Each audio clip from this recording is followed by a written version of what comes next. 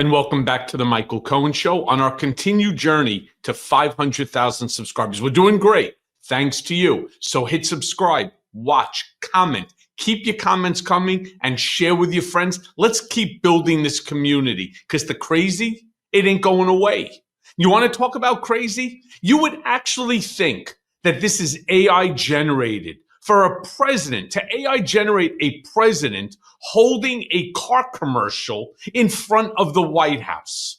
Seriously, just another crazy stunt, another distraction, while everyday Americans are watching the entire country fall apart, watching the stock market drop, watching attacks on individuals day in and day out, day in and day out. Now, while Trump announced that he was going to buy a Tesla, he revealed that, unfortunately, he wouldn't be allowed to drive it. Play the clip. Now, here's the bad news. I'm not allowed to drive because I haven't driven a car in a long time, and I love to drive cars. But I'm going to have it at the White House, and I'm going to let my staff use it. I'm going to let people at the place use it. And they all are all excited about that. I'm not allowed to use it. Can you believe it? One of my great things in life is that I can, I like to drive cars, but I'm not allowed to. Yeah. I mean, don't forget, I go back with the guy since, 2006. And I can tell you, he never drove. Very, very rarely did he ever drive himself. He always had his driver. And he was always, of course, in the back seat of his limousine. Trademark Donald Trump. Now, while we're talking about this insanity, I want to show you a clip of Elon explaining that his Tesla is like a really very, very fast golf cart. Play the clip. It's like driving a golf cart, basically.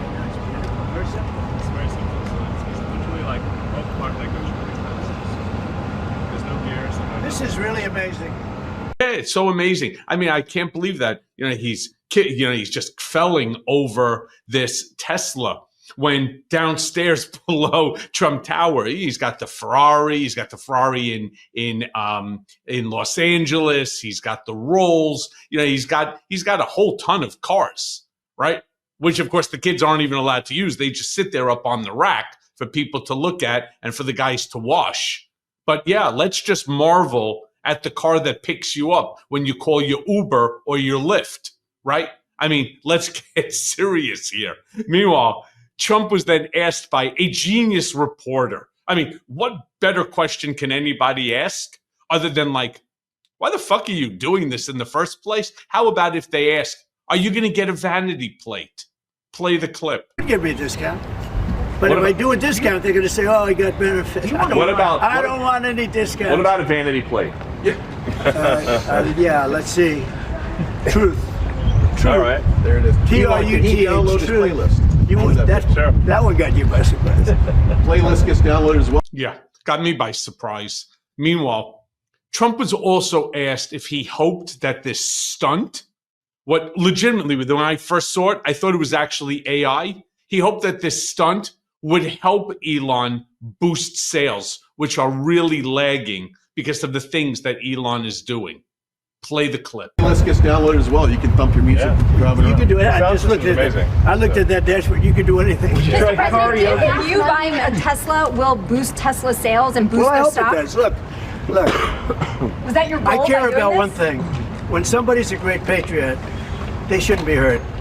He's a great patriot.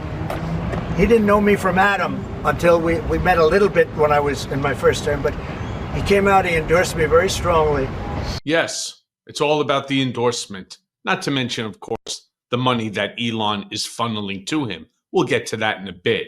But he was then asked if Elon is conservative. Play the clip. And he's been largely responsible, so we have to celebrate him. And it's not that he's conservative. I don't even know if he's conservative. I will tell you this. I've been doing this for... Yeah, sure. They then go on to discuss if Elon was rubbing off on Trump. I don't think so. I think it's the other way around, but let's play the clip anyway. Play it. Because he's probably even better than I am. Mr. President, is Elon Musk rubbing off on you? Is electric then the way to go? It's not that, this isn't for electric or gas, because people have their choices. Yeah. I'm just saying that I know people that have these cars. I know one man, we see him all the time. Yeah. He has 5 of them. Yeah. He thinks it's and he was a big guy for Ferraris and other things. And he says, man, it blows him away. I know other people, they have 3, 4, they love them.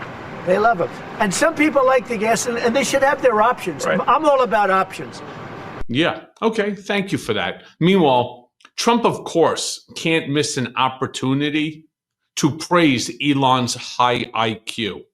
And he's doing that so that he could explain to the people, don't worry about what Elon is trying to do, whether it's the cuts or whether it's the comments that he's making. It doesn't make a difference. He's really, really smart. Play the clip. I'm just telling people, this man is a great patriot, and you should cherish him. You should cherish him. You know, I have a little statement. We have to take care of our high IQ people because we don't have too many of them. So, Mr. President, and we got to take care of them. As you guys look at the social... And maybe even including the guy standing next to Elon Musk. Meanwhile, I don't want to be nasty or snarky, but the whole thing is just absolute horseshit. All right? It really is. Who's ever seen a president of the United States out there literally endorsing a publicly traded company from a man who has donated to him now in excess of $400 million. Put that into perspective. Now, I want to go one step further here because a reporter goes on to ask, how long does Trump think that Elon is going to be sticking around?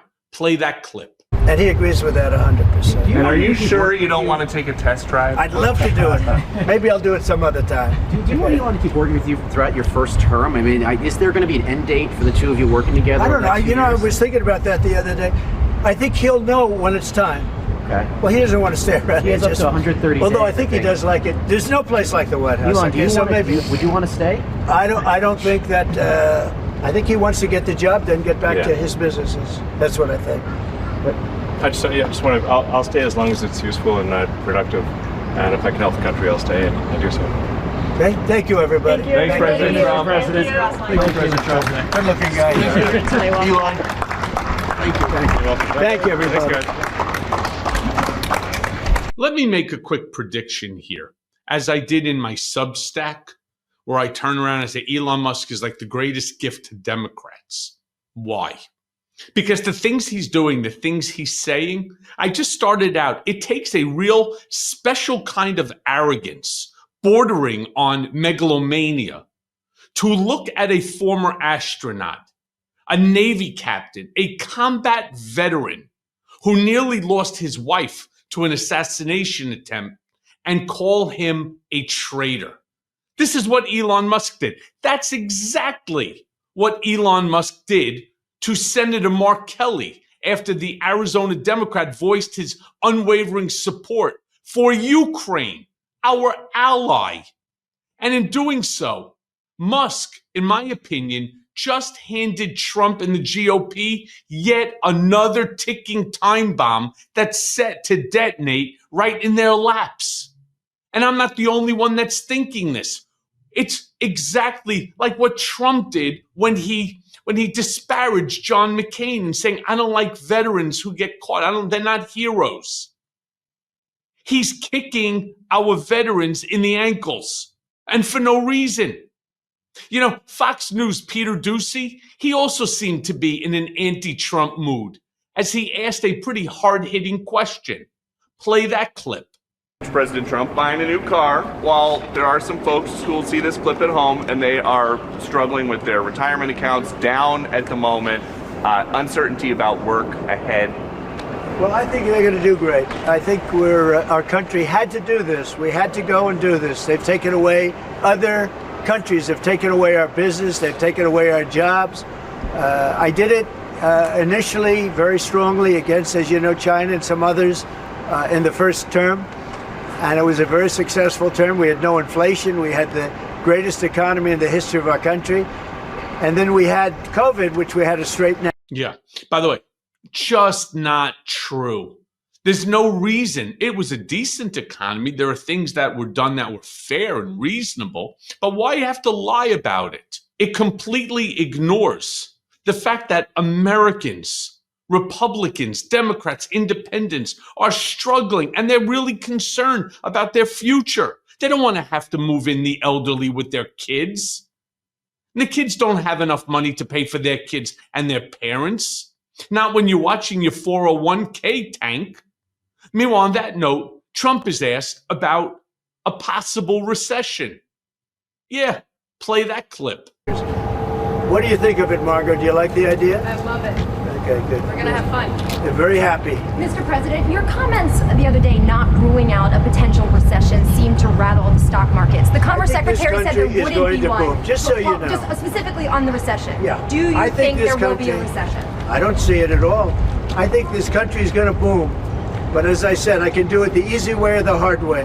The hard way to do it is exactly what I'm doing, but the results are going to be 20 times greater. Yeah. All of it, future, and when it doesn't happen, he'll turn around and he'll say, I never said that. It's exactly what he does. It's always somebody else's fault. But I want to end this segment with a clip of Maggie Haberman, credible reporter from the New York Times, speaking to Anderson Cooper about the danger of this publicity stunt. Going back again to the publicity stunt that I thought was AI generated of Trump with Elon Musk and all the vehicles in front of the White House. Come one, come all, but play the clip. So, Anderson, Teddy Schleifer and I reported that Elon Musk has signaled to Trump's advisors that he wants to direct $100 million into Trump-controlled political entities. Now, that's different than what he has done in the past. In the past, he has funded a lot of political support for Donald Trump. It's, I believe more than $300 million in the past through his own PAC called America PAC. This would be something very different. It would be giving it to entities that are controlled by the Trump team, and it would be a different kind of approach. Now, all of this is happening. This has been being discussed over the last several days. The backdrop is, obviously that very contentious cabinet meeting last week. Musk also was at Mar-a-Lago all weekend. He traveled on Air Force One with the president. And then today, as you say, there was this display of several Tesla cars at a time when not just is Tesla getting violent protests, but its stock is falling. So that is the context in part. So this is really dangerous. This is really dangerous when you have man who's the richest man in the world basically buying the president and the entire team around him.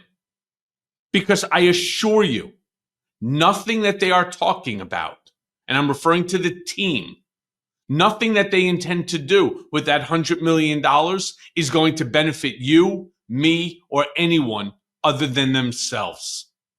And as always, thanks for listening. Hey, everyone. First of all, thanks for watching. We're going to be posting daily episodes with reactions and talking about politics. We'll be talking about everything, in fact. So please like and subscribe. Join us on this journey.